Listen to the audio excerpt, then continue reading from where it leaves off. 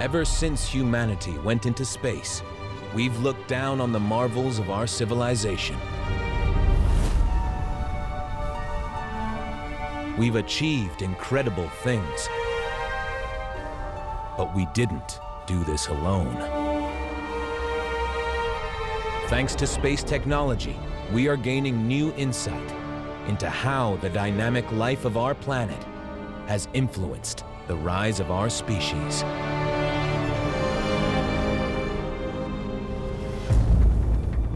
We're finding evidence that our exceptional brains may be an evolutionary response to an unpredictable climate. When you really look at what our brains do, they're our organ of adaptability. We're revealing how a lifestyle revolution triggered the growth of civilization. These are probably the earliest ancient roadways in the world. And we're uncovering the full power and peril of unleashing the energy stored within our planet hundreds of millions of years ago.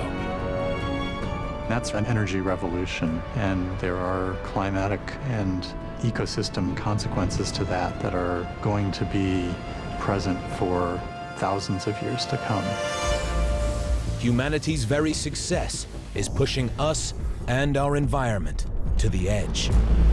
We have become a force to match anything that you see in 1 billion years of Earth history. But our technology gives us a chance to shape what happens next. We can actually conceive of a desirable future and build a global plan to get to that future. That's the challenge for humanity in the 21st century.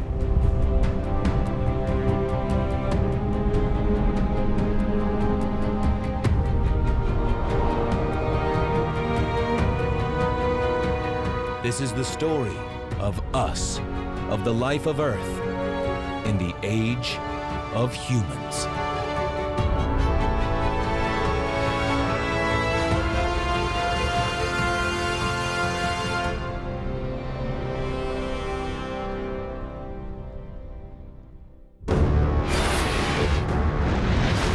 From its birth 4.5 billion years ago, planet Earth has endured constant change. Devastating impacts from asteroids and comets, and tectonic shifts generated by the churning heat beneath its crust, transforming the planet's environment. All life that clings to its surface evolves to survive or succumbs to extinction. Our story begins 300,000 years ago. Earth's climate is colder than today, with ice sheets extending from both poles. In the warmer equatorial zone on the African continent, a new creature arises. A species of ape with great potential. They are us. Homo sapiens. But 300,000 years ago, we were not the only two-legged ape wandering the African plains. 2015, Southern Africa. In a region rich in ancient human fossils, a fantastic new discovery awaits. Deep underground. It's the first time paleoanthropologist Dr. Lee Berger has explored the Rising Star cave system. I had this map I'd created of almost 800 cave sites that were all entryways into the underworld that I hadn't been in yet, and that was the mission. Berger has heard rumors of human remains glimpsed down one of these passageways. It's challenging terrain for the scientific team. To travel just 100 meters takes 20, 30, 40 minutes, depending on how fit you are and how good you are at squeezing through very tight spaces. It's a torturous journey.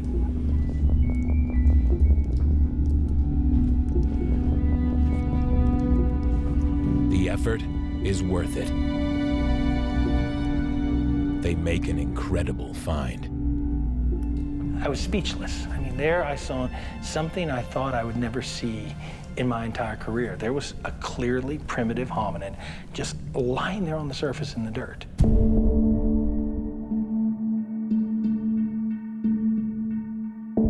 The body is just the beginning. Berger and his team uncover bones from 15 separate skeletons, dating from the time humans first spread across Africa. We've had everything from individuals just born, all the way to the extreme elderly and everybody in between. But the bones are not human. They belong to a totally new species, Homo naledi. Imagine if you're standing out here 300,000 years ago. A group of Homo naledi is from 500 meters. They'd look very little different from humans because they're walking on two legs. As they approach, you're going to start seeing things that are different. You're going to notice that the proportions aren't right, that the heads are small, that the shoulders are narrow. When they got about 50 meters from you, you'd realize that's not a human coming at you. There'd be no mistaking. Naledi now joined the ranks of at least 3 other human-like species that existed in parallel to Homo sapiens 300,000 years ago. Exhibited here in the National Museum of Natural History. We used to see human evolutionary history as that march of progress from ape-like to human beings. Instead, what we've learned is that there were contemporaries. Our evolutionary tree is branching and diverse, like the evolutionary trees of almost all other organisms on Earth. But if all these human-like competitors once shared our planet, why are we the only ones left? None of them now exist on Earth. We are the last biped standing. Humanity's survival advantage may have its roots in dramatic changes in the Earth's unstable climate.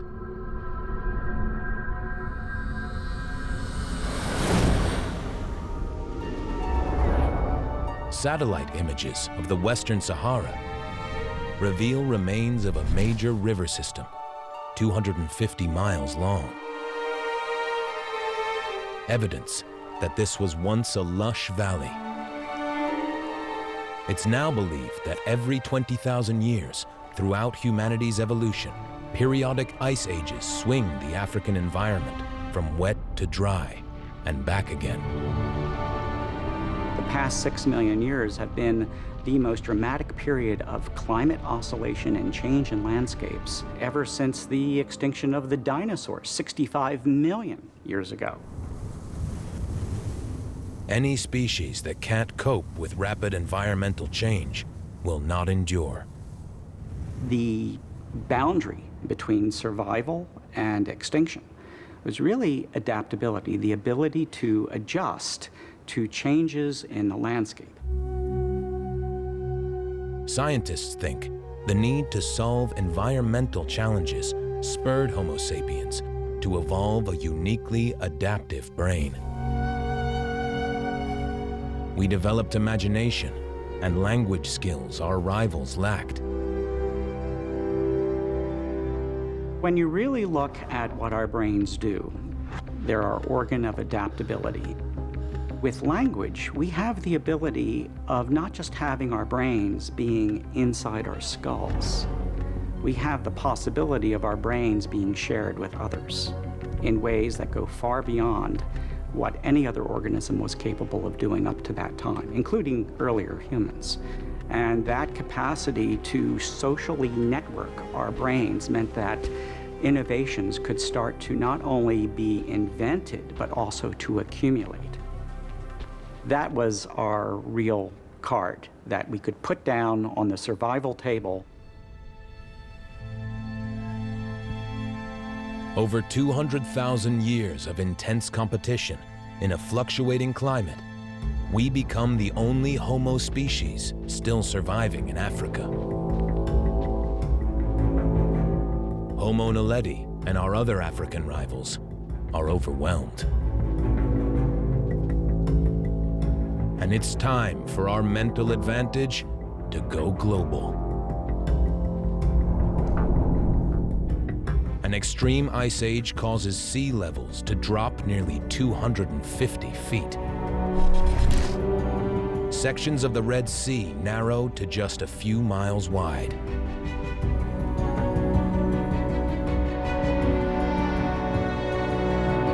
It's a new route out of Africa that some of our ancestors now use to spread across the world. The decline and disappearance of all remaining rival Homo species can be traced to this great migration. And our rivals are not the only casualties. We now begin to have an impact on the planet unlike any other animal before or since.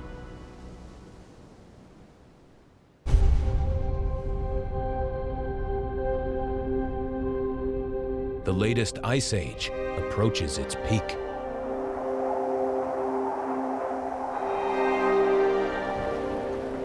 Over the last 30,000 years, our ancestors have spread across the globe.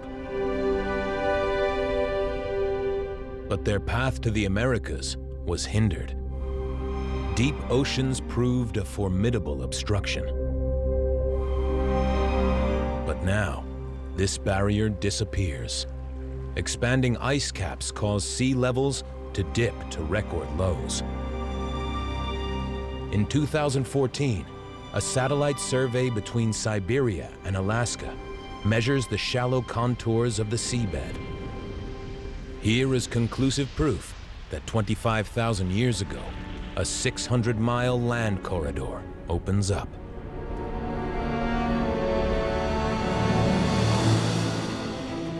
Across it, animals and humans start to migrate. But evidence from this late migration tells a bigger story. That humans have by now amassed the power to unbalance an entire ecosystem.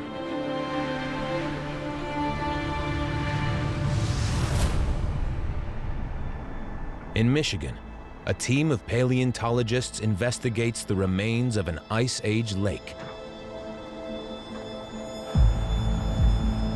Team leader, Dr. Dan Fisher, unearths incredible evidence of the deadly impact of this human migration. What's that? There's something there. Okay, this shape right here is the central column-like section of a vertebra, the part that supports weight. Oh, there's another one below this. These are the remains of an icon of the Ice Age, the woolly mammoth. Humans living here at this time would absolutely have encountered them on a more or less daily basis. Before humans arrived, mammoths and other large animals roamed throughout the Americas. But they had never faced a predator this cunning. Fisher's evidence shows just how sophisticated these hunters were. I think this comes from the base skull that was cleaved off. This would suggest not in a single piece, but maybe in multiple pieces. We have this very targeted damage on the skull. They broke in just where it was necessary to most easily remove the entire brain. The early humans aren't just eating the nutritious brain. They know how to prepare and preserve it. The fact that it's found in the pond is consistent with the notion that they store brains in skulls, in lakes, for a month or two to sort of season them and get them sort of to just the right consistency, but then they'll eat them directly. Mammoths once dominated this landscape. But fossil evidence shows that by 10,000 years ago, their numbers are in steep decline. And the clues point to one culprit. You might think that a small human population would never make a dent in the populations like this. But these are slow reproducing animals.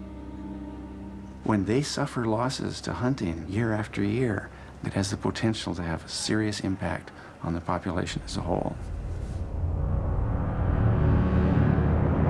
The evidence strongly supports human activity as the principal cause of the mammoth's extinction.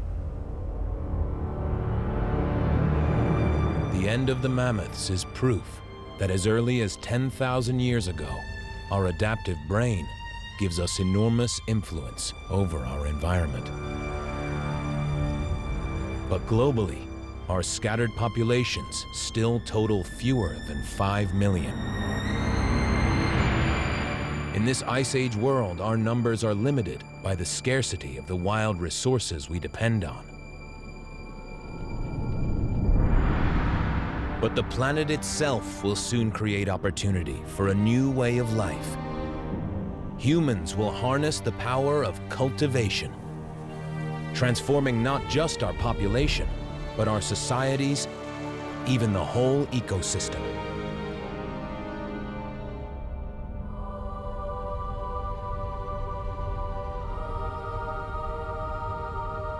Our planet today is lit up by civilization.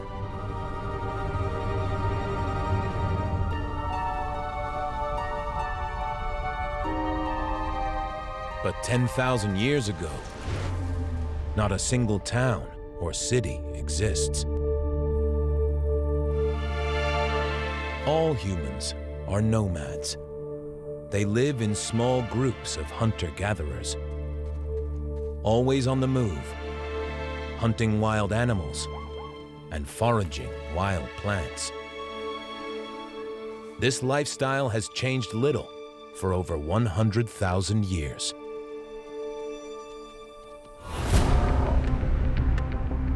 But just 5,000 years later, grand structures appear, alongside teeming cities, hallmarks of civilization. It's a dramatic turning point. And a set of top-secret photographs may just have revealed where it all began.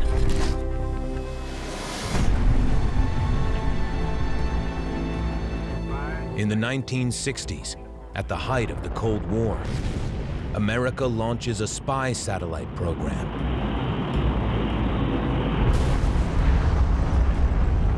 Codename Corona.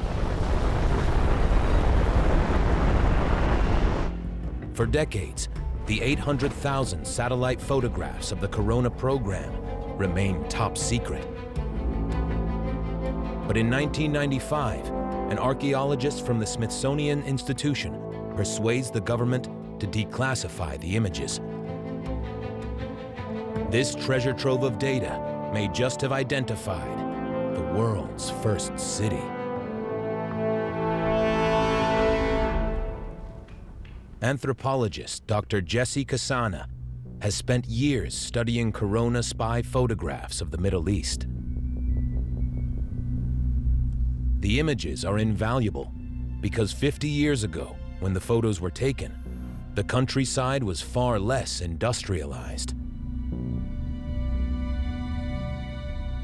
Ancient details remain visible if you know what to look for. We were able to document something like 10,000 previously unknown archaeological sites that, through the history of 150 years of archaeologists working in the Middle East, no one had ever documented. In 2007, the spy images herald a breakthrough, revealing details that are causing experts to reclassify one settlement as the world's first city. 4,000 years older than the pyramids of Egypt. It's called Tel Brak. It looks like a gigantic hill today, and surrounding the big hill is a fan of other settlement that encompasses a very large area. It's the remains of an ancient city that was probably first founded more than 6,000 years ago. And that makes it perhaps the oldest city in the world. Settlements like Tel Brak only start to appear after a dramatic event transforms the environment. It's the end of the last ice age. Earth's climate radically shifts.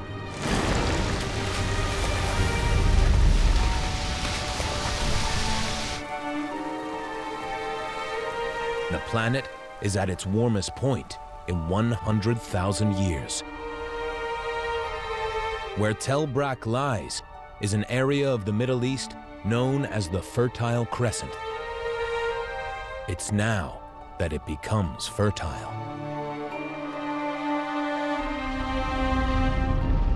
Rainfall and temperatures increase, leading to a great expansion of grassland.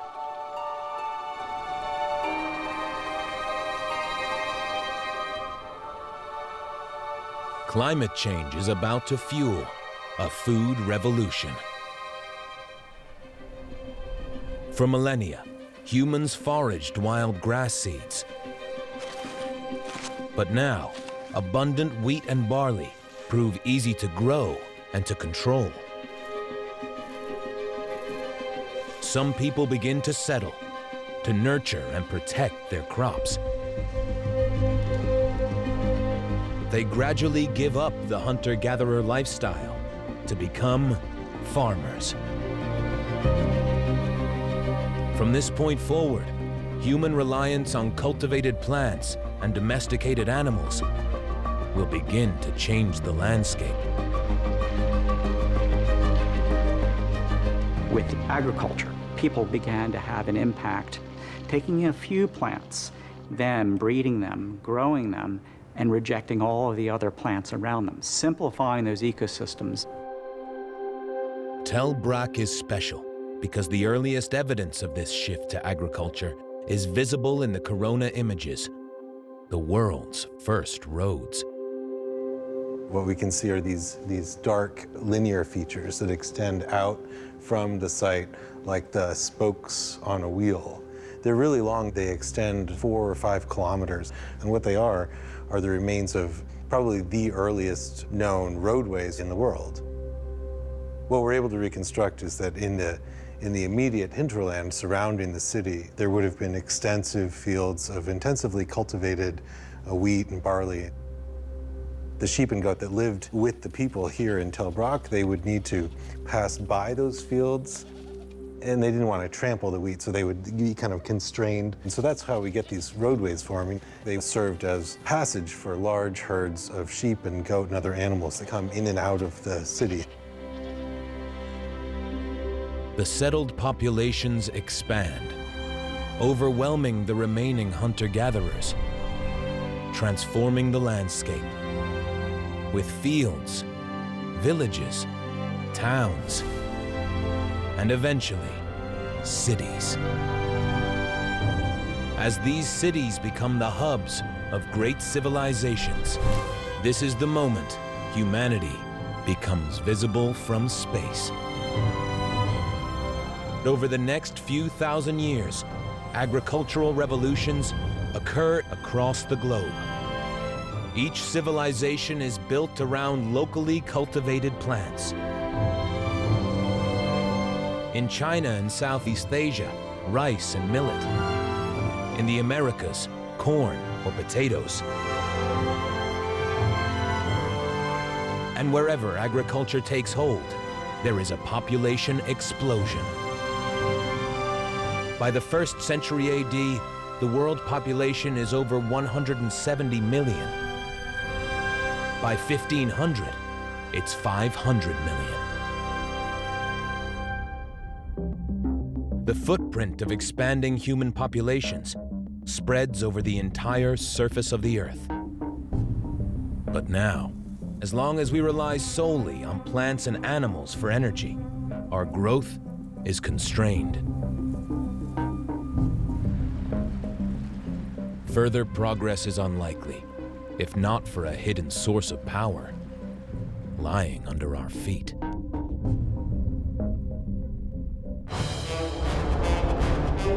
Above our heads today, scores of satellites orbit the Earth.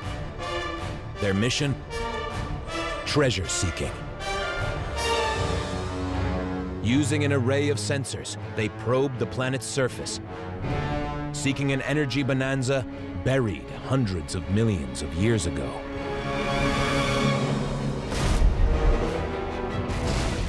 Over the Earth's 4.5 billion year history, it has experienced many violent transformations. But through them all, the sun has shone, bathing the surface with light, a source of incredible energy.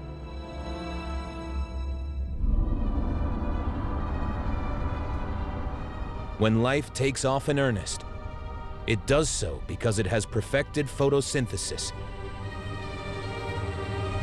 using light energy to trap carbon from the air in leaves, stems, and trunks. For over 100 million years, immense forests swamp the globe, and the seas fill with life. As plants and animals die, their remains become fossilized. They lock up the solar energy that created them in coal, oil, and gas, which millions of years later will utterly transform human societies.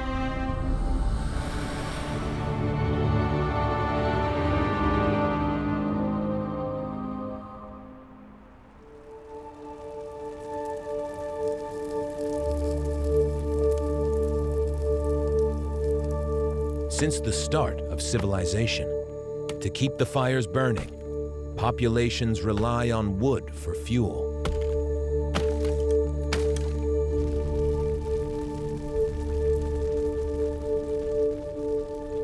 And by around 300 years ago, populated areas like Europe and China burn up most of their forests. If they use up all their wood, their civilizations may soon collapse. But in the 18th century, humans tapped the true potential of fossil fuels, developing machines to harness this buried source of rich energy. Over just a few hundred years, they fuel humanity's great leap forward, the Industrial Revolution. We're tapping into this fossilized source of carbon that's been deposited over hundreds of millions of years, and we're then burning that energy up.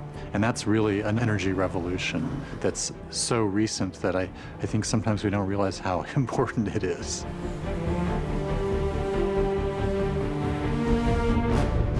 Access to fossilized energy puts human civilization into overdrive.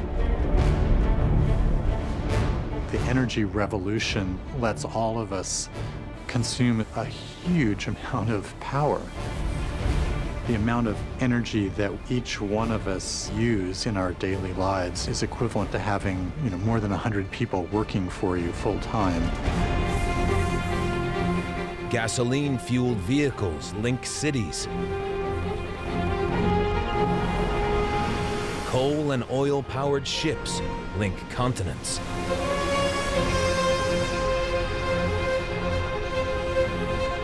Technological innovation allows instant communication across the planet. Civilization is now truly global. But this energy revolution also unleashes humanity's potential for incredible destructive power.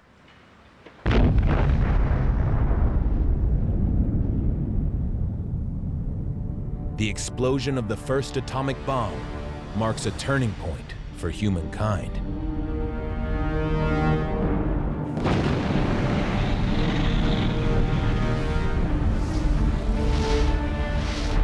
Over the following decades, more than 2,000 atomic warheads are tested.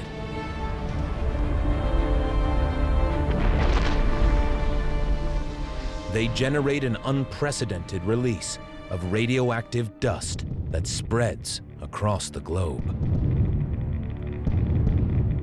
If you were a geologist 10 million years from now, some of it would still be visible in the sediments deposited in the mid-20th century. This is the moment geologists consider the official start of the age of humans, the point when a species of ape achieved the power to determine the destiny of all life on Earth.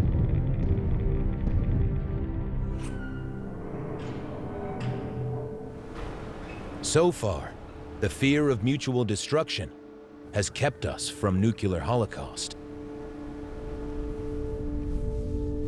But in the age of humans, there are other ways we can threaten our own survival.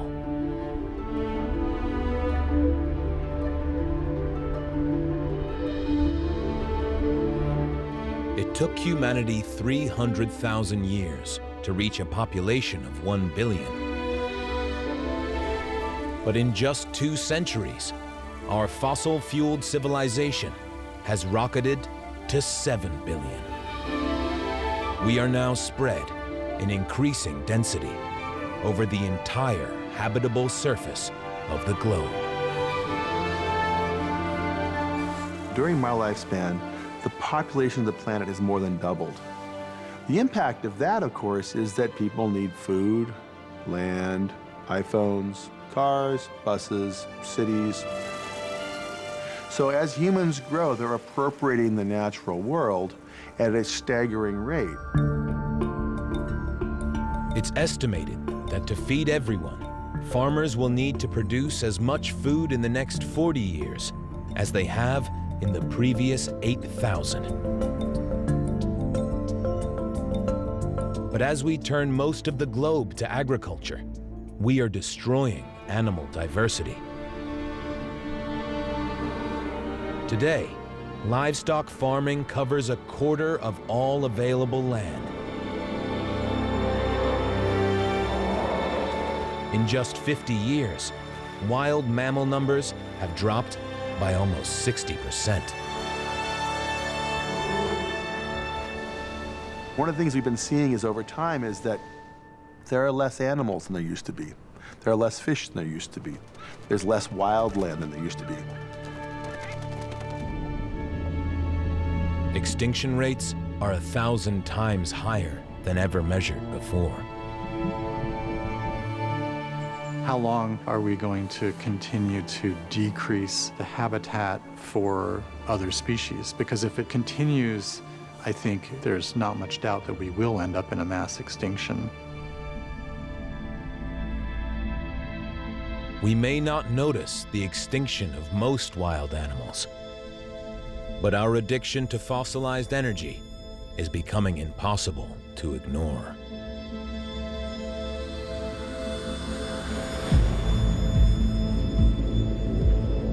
Burning fossil fuels pumps huge quantities of ancient carbon into the atmosphere.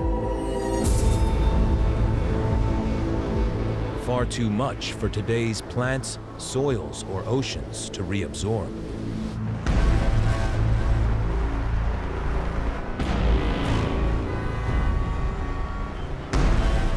We're using the fossil fuel reservoir 1 million times faster than it was generated, and there are climatic and ecosystem consequences to that that are going to be present for thousands of years to come. Measurements from space probes confirm that our atmosphere is altering at an alarming rate.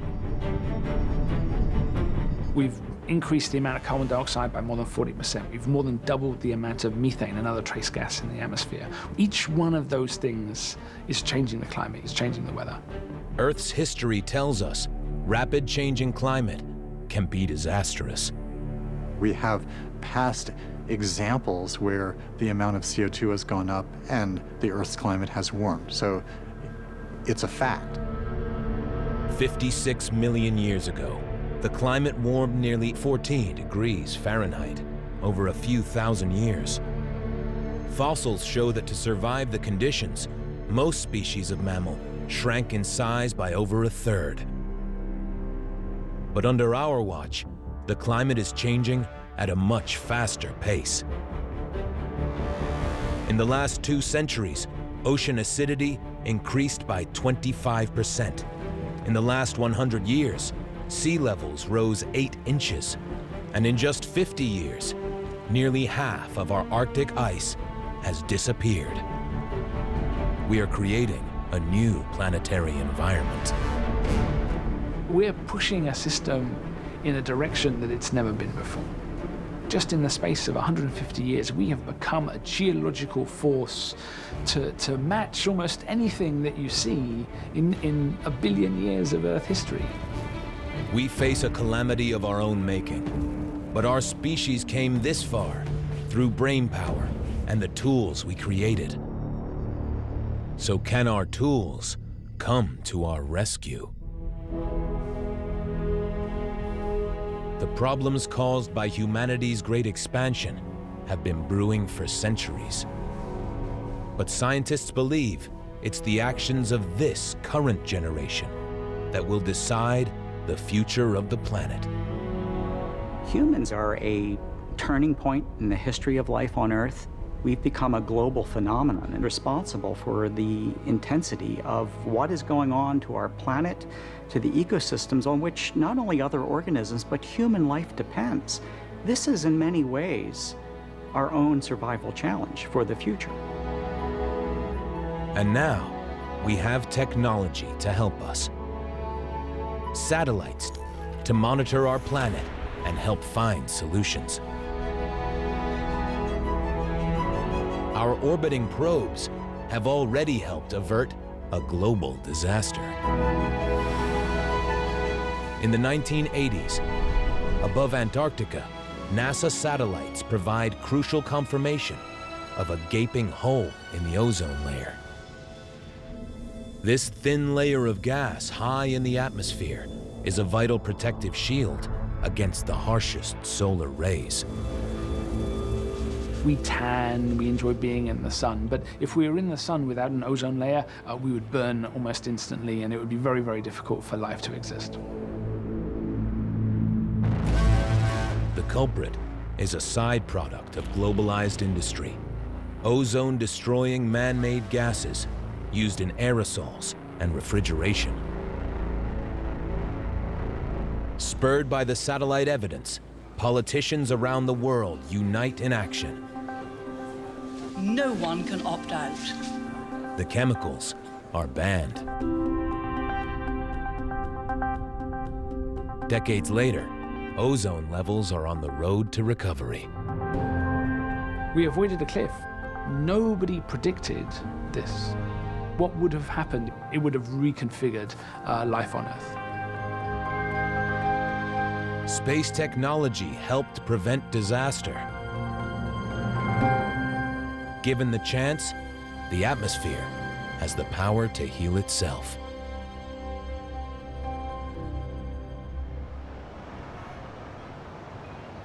Other satellite studies show that some animal species also appear to show resilience in the age of humans. In downtown Chicago, Dr. Stan Gert uses GPS technology to study a population of coyotes.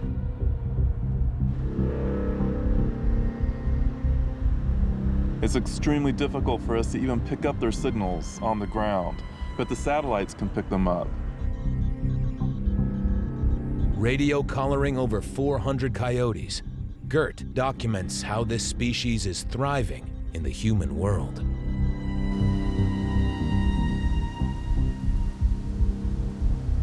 One of the most amazing things is just how many coyotes can live in a major metropolitan area and live so close to people. We estimate that there's 3,000 to 4,000 coyotes here. We have coyotes that are literally within just a few yards from people on a regular basis, with people not knowing that they're there. They survive by adapting to the urban environment. Coyotes have to learn traffic patterns. They have to learn how to cross roads and avoid getting hit by cars, and that is the biggest risk to their life down here. And yet they're able to do that. The patterns that we're seeing in Chicago with coyotes moving into the city is being seen in virtually every single metropolitan area across North America.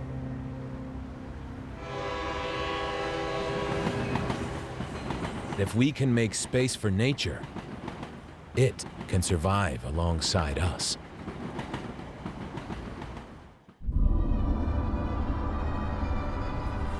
Satellites can also provide a path to preserving animal diversity. Radio tagging technology allows the mapping of wildlife migration routes, thousands of miles long. Maps we can use to create protected corridors to save species from human interference. It's just one example of how space data helps protect our planet. Truly, we live in a remarkable time when we as humans have technology, we have the ability to plan ahead, we know our geologic past. We can put all that together and actually conceive of a desirable future and build a global plan to get to that future. That's the challenge for humanity in the 21st century.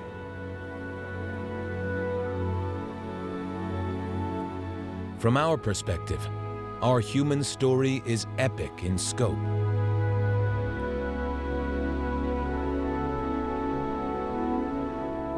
Our civilization is measured in thousands of years. Our species in hundreds of thousands.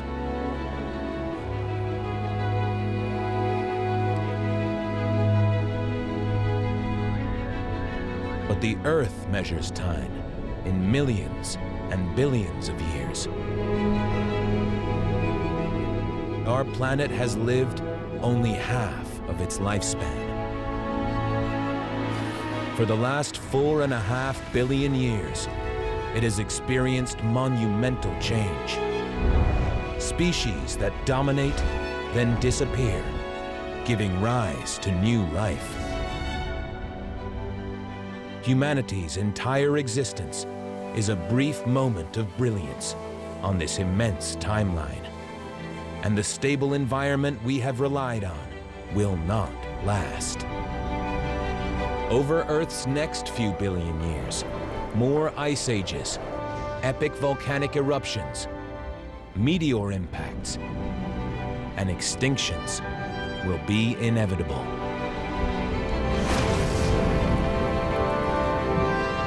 But the planet's history tells us some forms of life will survive.